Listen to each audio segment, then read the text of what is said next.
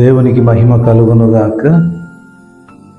ప్రియమైన దేవుని బిడ్డలందరికీ ప్రభు పేరిట వందనాలు. ముఖ్యంగా పురుషులకు, భర్తలకు చాలా వందనాలు.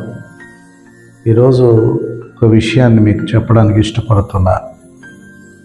ఎఫెసీయులకు రాసిన పత్రిక 5వ అధ్యాయం 22వ వచనంలో, స్త్రీలారా ప్రభువునకు వలె మీ సొంత పురుషులకు లోబడి ఉండండి అని. 25వ వచనంకి వచ్చేసరికి, పురుషులారా మీరు మీ భార్యలను ప్రేమించుడి అన్నాడు. ప్రియులారా, దయచేసి గమనించండి. పురుషులు, ముఖ్యంగా పురుషుల కొరకు వర్తమానం, మీ భార్యలను ప్రేమించడం నేర్చుకోండి. ఇలా అంటున్నానని అందరూ ఆవేశపడకండి.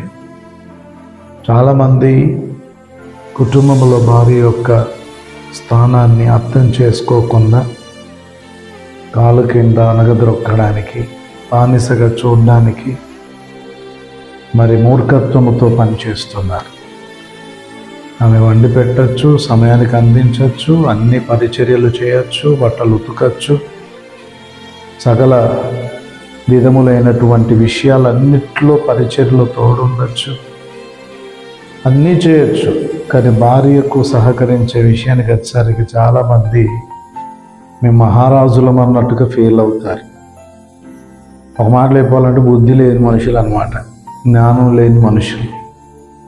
దేవుని వాక్యం ఏం సెలవిస్తుందంటే, తమ సొంత శరీరం వల్ల తమ భార్యలను బద్ధులై ఉన్నారు. ఇది మర్చిపోవద్దు. నీ సొంత శరీరాన్ని కాపాడుకోవడానికి ఎంత ప్రయాసపడుతున్నావో, నీ భార్య యొక్క ఆరోగ్యాన్ని కాపాడడానికి కూడా ప్రయాసపడాలి. నీకే రోగాలు, నీకే బలహీనతలు, నీకే సమస్యలు ఉన్నాయి అనుకోవద్దు.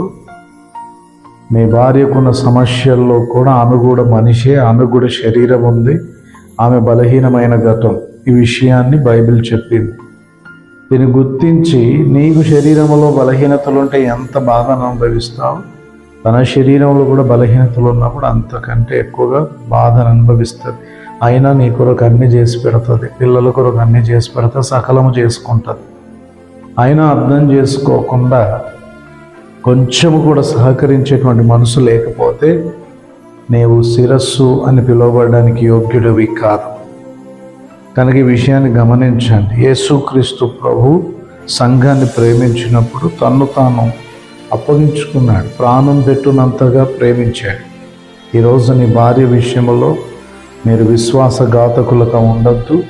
ఖచ్చితంగా మీ ప్రేమను మీ భార్యలకు మీరు చూపించి దేవుని చిత్తాన్ని, వాక్యాన్ని నెరవేర్చిన పురుషులుగా మీరు ఉండాల్సిందిగా ప్రభు పేరిట కోరుతున్నాను.